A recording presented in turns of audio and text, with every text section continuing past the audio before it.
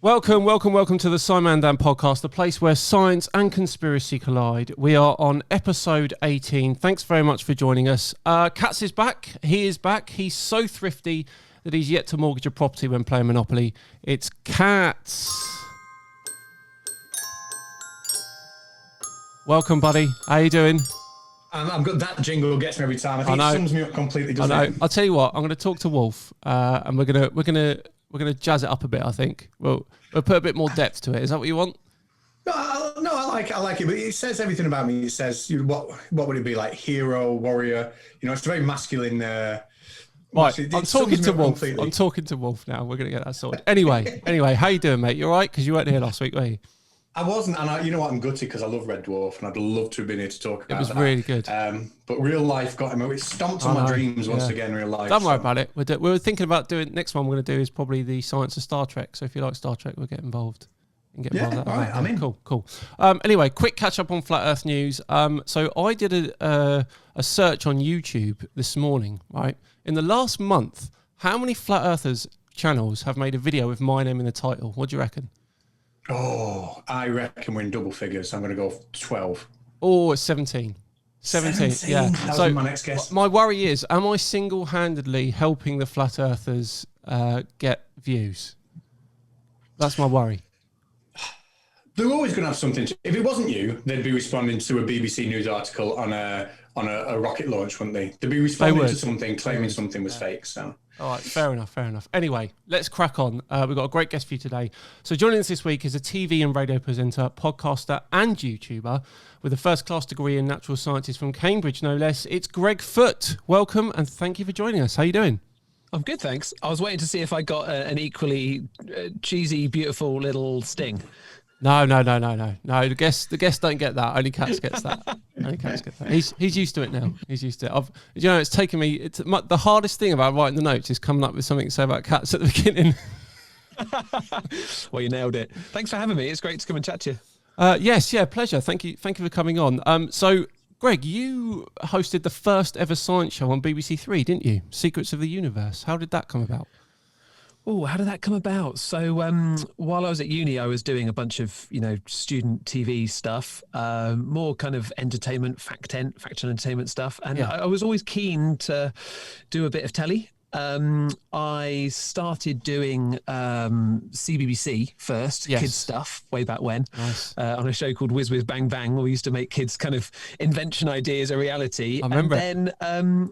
I was going out with some mates and just filming stuff, kind of the early days of all that. And I was getting into stunt science. So essentially, what can I do with myself, kind of be a bit of a guinea pig to test the principles. And that found its way to someone at the BBC, and they were looking for a host.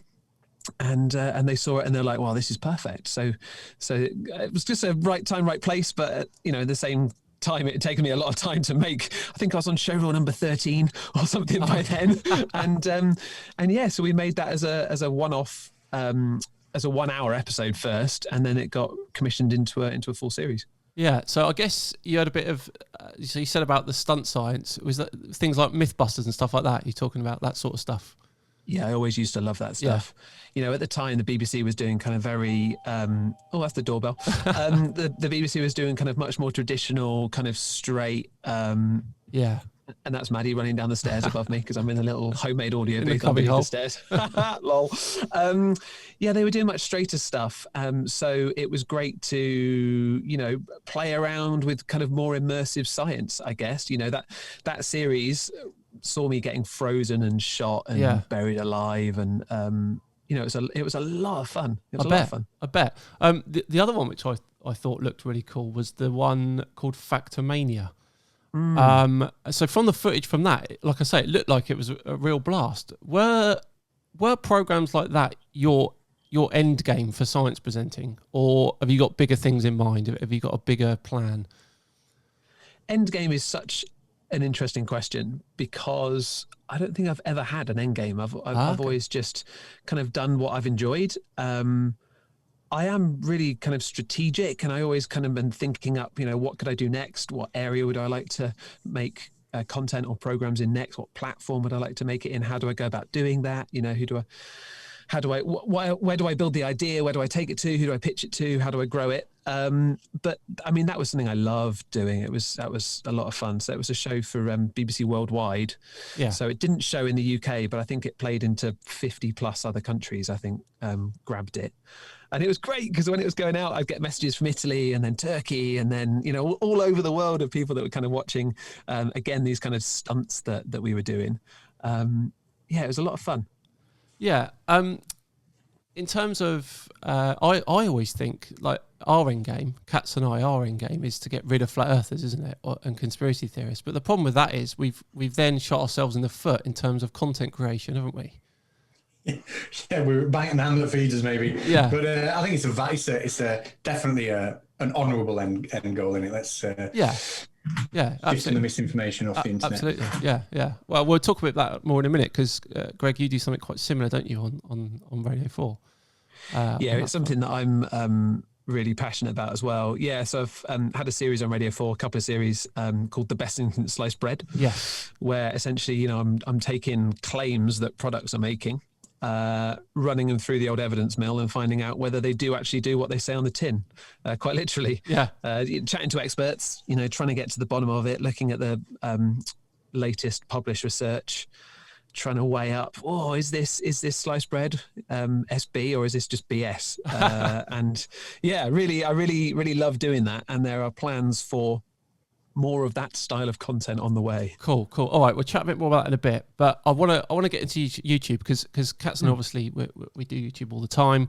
And more recently, you started streaming on YouTube, haven't you? On your fiance's channel, Maddie, where you stream live science experiments, don't you?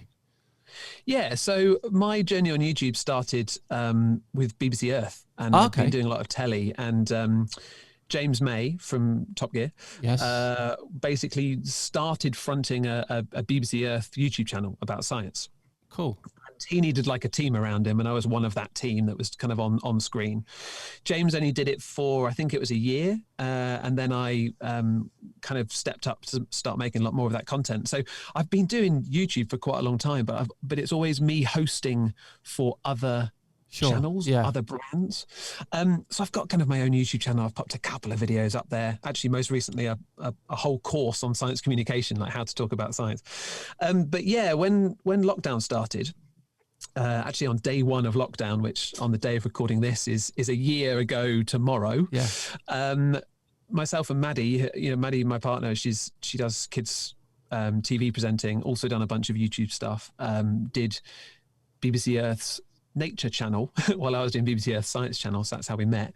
And she and I thought, well, let's do the thing to help. Let's do what we can do to help families facing homeschooling. So yeah, we started doing live daily, for the first 14 weeks, I think it was, Monday through Friday, every morning, live half-hour shows. And they weren't just like, here's a demo. It was like full multi-cam, multi-production, loads of graphics, the works. It was an epic challenge, but it seemed to be really helpful. So we just kept on going. I don't think I've seen anything like it on YouTube before, the live experiments. How long did it take you to come up with all the ideas for it? Oh my goodness. Because there must have been a lot. So firstly, I agree. We don't think there's anybody else doing live high production shows for kids and for families. And we have kids from 4 to 14 plus kind of watching with their parents. Yeah. And actually when some of the kids have been going back to school, the parents have been coming and joining us. Brilliant. Even while the kids are in school, which is hilarious. How long does it take us to come up with the content? I mean, it was relentless at the start, because it wasn't just a demo. It was like, 2 or 3 demos, and you'd have to prep it. You'd have to write the whole script. You'd have to do all the stuff. There's no post-production required because you're doing it live. Sure, that was the beauty of it. But it was still, it was like 17-hour days for those first few months, every day. But it gave us, a focus. It gave us something to do through lockdown, and we've streamlined it a bit, but it's still been an epic amount of work. But tomorrow is our kind of big birthday celebration to celebrate like with the audience. What have we got planned? Oh, we've got it's like a kid's birthday party essentially, but with some science and some facts and some fun kind of thrown in there. Nice. We're always doing games, we're always doing quizzes. We're making a birthday microwave mug cake That's you can make in like 1 minute in the microwave. That was what I've loved doing on this. I've got a science background, so the science is always kind of key to everything I do. And what I really loved is we've done some proper sciencey investigations as part of the show. Yeah, like Hulk bears, which was little gummy bears that you'd soak in different solutions of water or salt or sugar to see how much they'd grow.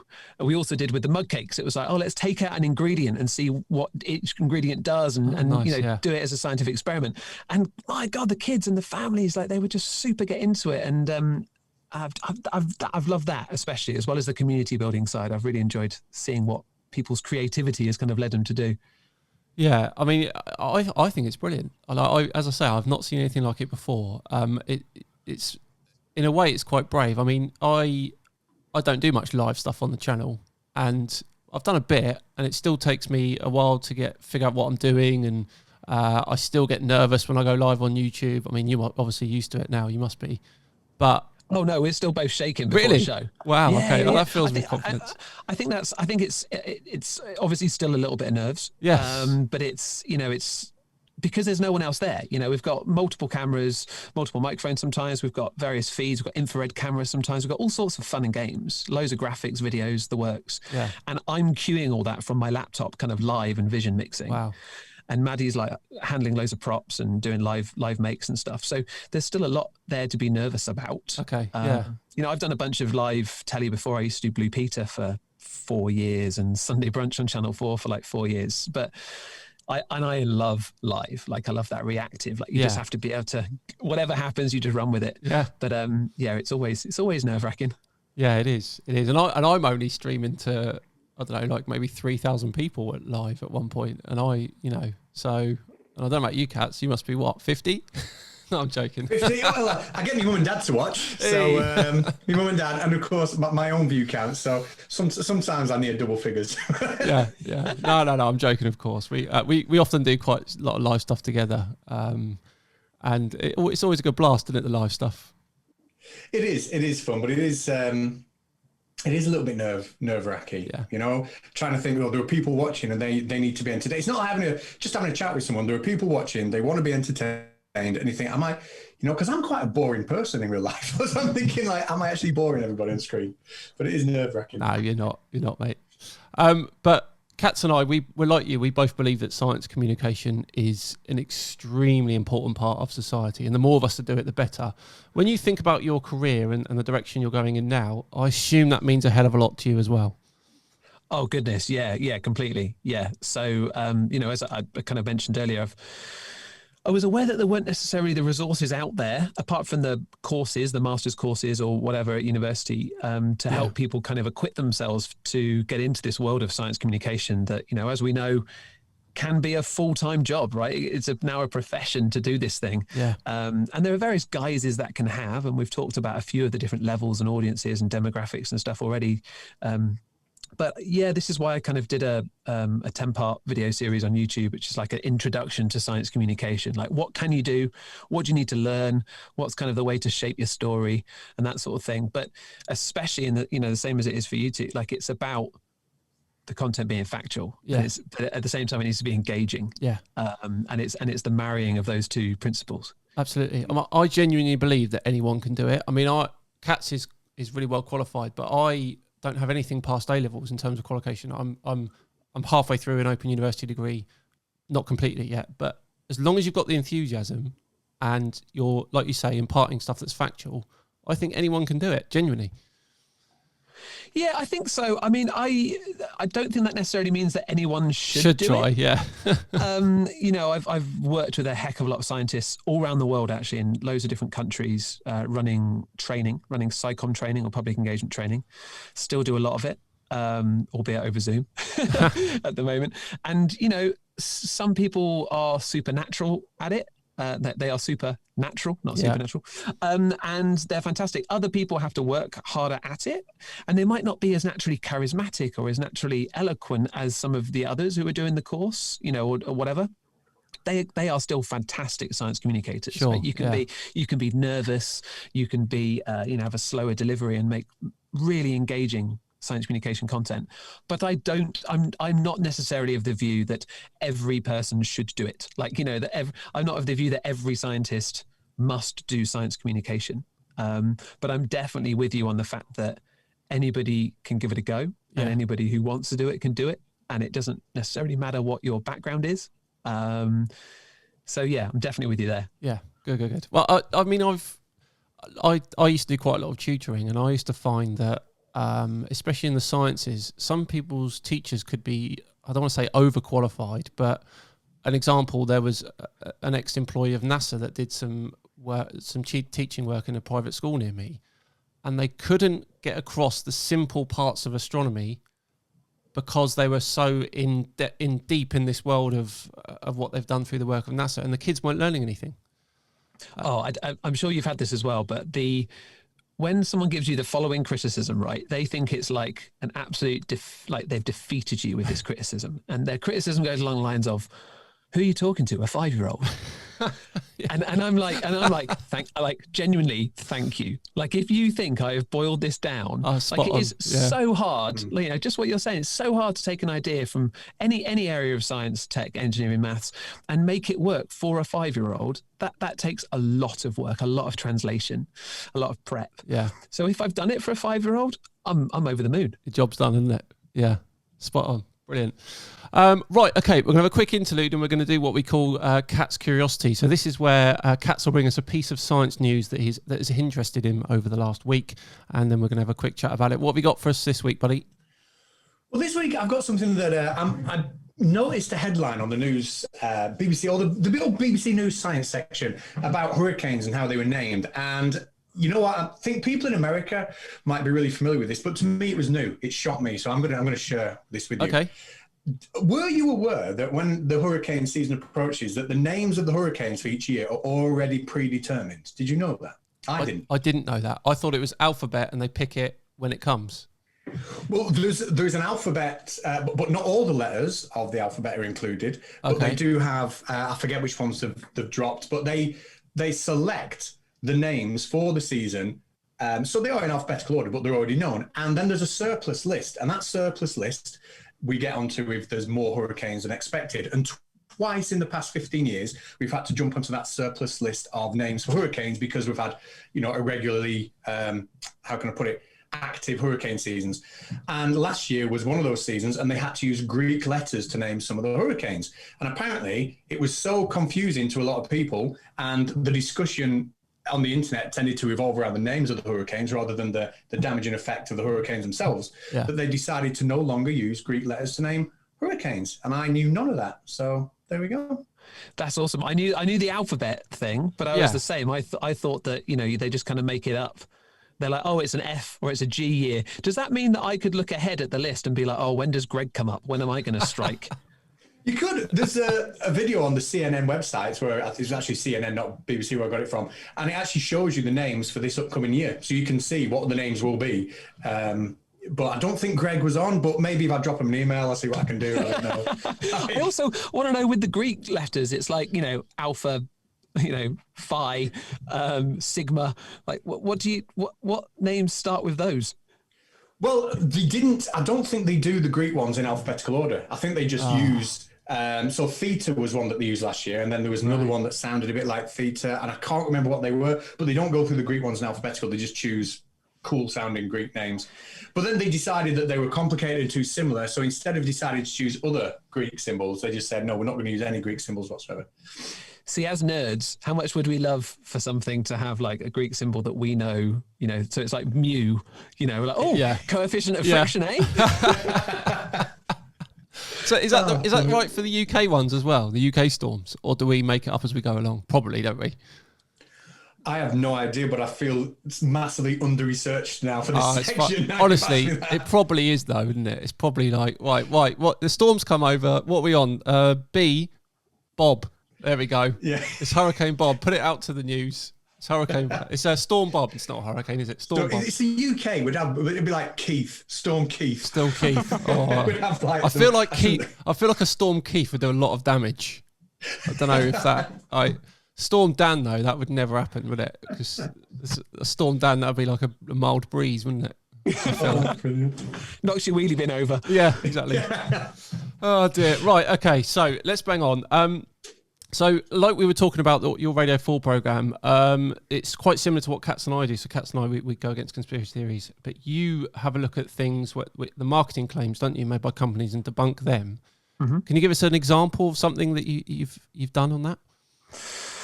Oh yeah. So what have we done? We did caffeine shampoo. That claims to give you luscious, thicker hair. We had kombucha. That fizzy drink that everyone kind of loves. We've done so many noise cancelling headphones. Oh, do they work? Teeth whitening. Do they work, the headphones? Would that be a spoiler? It would be, wouldn't it? It would be. I mean, go listen to the full episode, full discussion. Okay. The best instant sliced bread, available as extended podcast. But there you go, hashtag plug. But like noise cancelling headphones are the tech's really interesting. The fact that there's a little microphone that's listening to what's going on outside, and it essentially flips the wave upside down. And as quickly as it can sends that into your ear to cancel out for things that are happening outside. The tech is genuine. The tech is genuine. Okay. Does that work fast enough though? That's exactly the issue. Okay. It's like, what are the limitations of that sort of tech? Yeah. Instantaneous, quick noises are not going to be processed. Sure. And so, long continuous drones at a certain frequency, you're good. Dropping a plate or something like that's instant, that's not going to be as easy for the tech to kind of affect. But yeah, things like the kombucha episode were really interesting because it's one of those things that's just like, it just becomes a super trend, on Instagram and all the socials. Here's my kombucha, makes me feel so good. It's so good for gut health, etc., etc. And it's like, well, it has good bacteria in it. Does it? Like, how much of it do you need to consume for it to have an effect? Is it more the green tea that's in it, etc., etc.? So I love all that. It really interests me because I didn't know there were so many possibilities for things to not be true on that front. I mean, where do they stand on the legalities of these companies? Well, so that's a very good question. And what you find a lot of companies doing is not putting explicit claims that need to, any explicit claim you put, the Advertising Standards Agency, ASA, or the CAP board, CAP code, that they have to be able to provide evidence to support that claim that's on the tin. But if it's general enough, I guess it's like a horoscope, then in a way, you don't need to be able to back it up. But there are still, you can still, as we've found, drill down and really kind of interrogate specific things. Yeah, I mean, it's going to make me look at things in a whole different view now. When I'm in the supermarket with my wife, I'm going to be like, right, this thing here, I'm going to send this to Greg and we'll see what... Yeah, do, like, genuinely, I love it when I still get people like tweeting me, whenever they see something and saying, is this a thing? Like, please find out, let us know. So I love that sort of stuff. Send it over. All right, I'm going to do it. You have a barrage of emails. Like, what about this, Greg? What about this? Cool, I'm game. So being a prolific science communicator, have you guys ever come across any science deniers in your time on YouTube? YouTube. I mean, we know what YouTube's like. Yes. You were talking about it in the intro, that you are always going to get people who have an opinion, opinions differ, and lots of people are happy to shout their opinion, in text form at a screen because there's nobody there to receive it. Whether they do that to your face would be a different thing. Some of them would, I'm sure. Yes. So yes, I've had comments from people, not as much actually as could be the case, because I don't deal with the likes of Flat Earth. Don't really deal with things where there are kind of, vehement supporters of something that I would feel, is not backed up by scientific evidence. I definitely have people who have their anecdotal story of, X that worked for me. Okay. And sometimes, I've had a few during COVID times as well, when I've been out and about in a mask and posted a picture and, you'll get a message being like, why are you wearing that? And it's like, well, evidence. Yeah, absolutely. So yes, to a small degree, I think, compared to, I'm sure what you both receive. Yeah. I think you do a lot of experimental stuff, and when Katz first came into the world of conspiracy theory debunking and stuff, he took a couple of guys on, didn't he, called Peter and Pete, who didn't believe that water was it they didn't believe water was a molecule. There was no oxygen or hydrogen in it. Was that what they were saying? It wasn't made of oxygen and hydrogen. It was an element called aqua. That's it. Yeah. Yeah, and it doesn't matter. It didn't matter how you explained electrolysis to them, etc. They just wouldn't buy it whatsoever. Water was an element, and if you had to do electrolysis of water, you had to put something in to kickstart the electrolysis, and that's what was producing the gases at the electrodes, and that was it.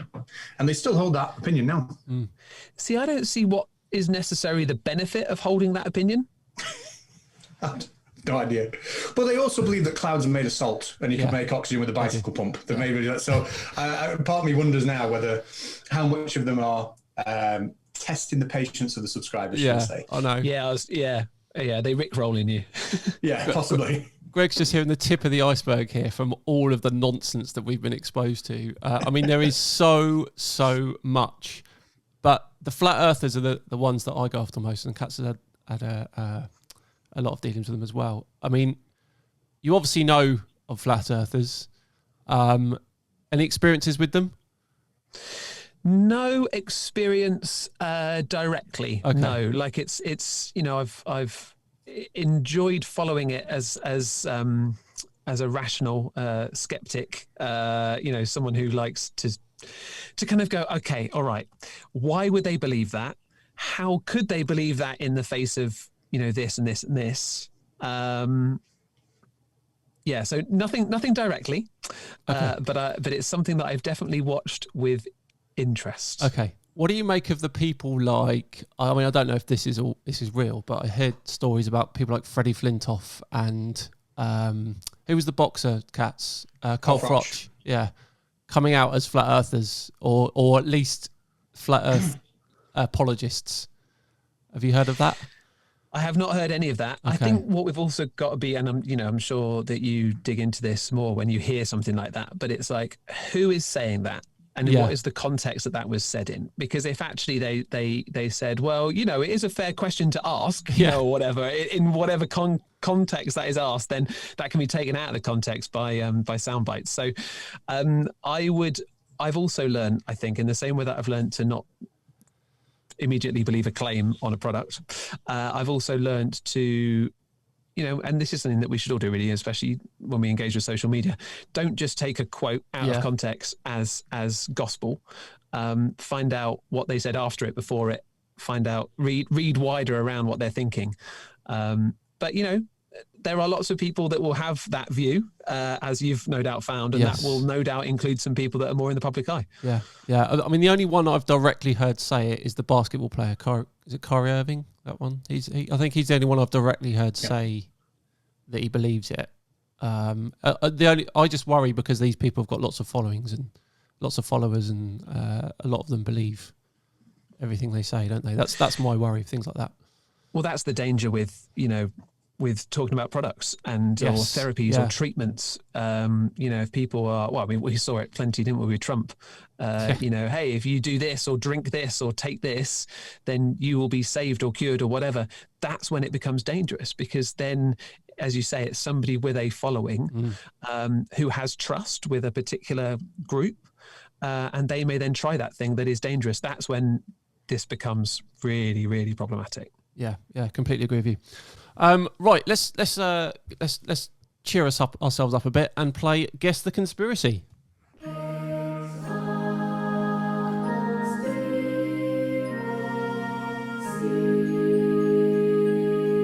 So, Katz, we're in a bit of bother here because I think we were 9-4 up at one point, and it's now 9-7 to us. So the guests have clawed it back. There's a link here. I have missed 2 episodes. You have, yeah. So is there a link between me not being here and things not going so well on that front? I don't think so, because you still gave over a fake conspiracy, didn't you? So that is also true. So Greg, this is the part of the show where Katz and I have come up with 2 fabricated conspiracy theories, and we've lumped them in with one that is real, in that people believe in it, and your job, or the guest job, is to figure out which one is the real conspiracy theory, in that people believe it, not that it's a real thing. Gotcha. So as I said, it's 9-7 to us. People, let's talk. Jim Al-Khalili, he got it wrong. So if you get it right, you've betted him. All right, okay. I mean, I once had a dance-off competition with Jim. Did you? Did you win? Yeah. In fact, it was the first time I met Jim. It was at a science festival, and they were just taking a bunch of the speakers, and it was like, right, it's a dance competition. It was me and Jim and Dallas Campbell, and yeah, a few other people. That Amazing. was a laugh. And did you beat him though? No, I think Jim. No, maybe me and Jim got to the same sort of level, and then I think the winner was Jan from Bang Goes the Theory. Okay. But anyway, yeah. Nice. Right, here we go then. Here we go. So 3 conspiracies. 2 of them have been completely fabricated by myself and Katz, and 1 is a real one that people believe. Here we go. Number 1. All Zoom and FaceTime calls are monitored by AI that deliberately messes with the signal if anti-science conversations are taking place. That's number 1. Okay. Number 2, all fish are grown in farms. The fishermen don't actually catch them. Fishermen are actually military who sail to the land beyond the ice wall. Right. That's number 2. And number 3, a piano was so named because the 88 keys on a piano divided by the 28 phalanges in your hands to play it is equal to almost pi. Hence, piano. That's your 3. That's incredible. So what do you think? Okay, if one of you came up with that, you're a comedic genius. But the second one is a flat Earth related one, which would suggest that. Oh my goodness, that's tricky. Right, I don't think it's the first one. Okay. I might live to regret that, but I don't think it's the first one. It's a tough game. So therefore, it's between 2 and 3. I think the piano is brilliant. I think you've made that one up. So therefore, I think it is the second one that is believed. Okay. So you think that the fish aren't actually being caught? They're made in farms, and fishermen actually sail beyond the ice wall as military. Okay. Yes. Is that your final answer? Oh, yes. Yeah. Okay. Here we go. Oh, we've done it, Kat. Well, that was Katz's one. Well done, buddy. Well done. So we've got it, 10-7. That was a really tough one, actually, because the real one was the piano one. That is the real one. Wow. Really? Yeah. So it's a guy, it's a flat earther called Marty Leeds, and he's a numbers guy. He loves numbers and stuff. And he did a video about how it was his belief that the 88 keys on a piano divided by the phalanges to play it equals almost pi. I think it was like 3.19 or something, or 3.2, which was why they called it a piano. So yeah, that was the real one. Ano meaning almost, clearly. Yes, yeah, exactly. So unlucky, that was difficult. Just because that was such a ridiculous one, that was difficult. But well done, Katz. We've done it. 10-7. Good job. I'm over. If I never accomplish anything else in the rest of my life, that is I've managed to convince Greg Foote that fishermen sail. Yeah, or people believe that anyway. Amazing. That's my week's work done, and it's only Monday. I'm still going around telling people that Chris Lintott called me a genius for coming up with the one that caught him out. So it's fair. It's all fair. I just think that because of the nature of what is believed in that world, I could see that could be a thing. It wouldn't be much of an extension of one's kind of way of seeing the world, right? To also believe that. That's what I was going for. And I just thought the piano was just a very clever, that one of you had gone, hang on, piano's got pi in it. I could do something with this. Yeah, that's the problem is, though, we used to do that. We used to come up with really intricate conspiracy theories, and people are like, no, that's been too worked out to be a real thing. But nice one, Cass. You got the red herring in there with the flat Earth link on the fish one. So well done. We're 10-7 up. Anyway, Greg, thanks so much for joining us. It's been an absolute pleasure chatting. So your YouTube channel that you're streaming on tomorrow is called? Oh, so the kids show is called Let's Go Live. Perfect. We are, it's the birthday show tomorrow. Then we're going to take a little bit of a break from the regular shows, but we'll be doing a few kind of specials and a bit more kind of family science content when we can. Cool, good stuff. We'll pop all the links for that in the description so people can check it out. But we are done. Next week, it definitely is Professor Dave Katz who's coming on, because last time he got the wrong time. So we'll see you then. Enjoy yourselves. Have a good day. Goodbye.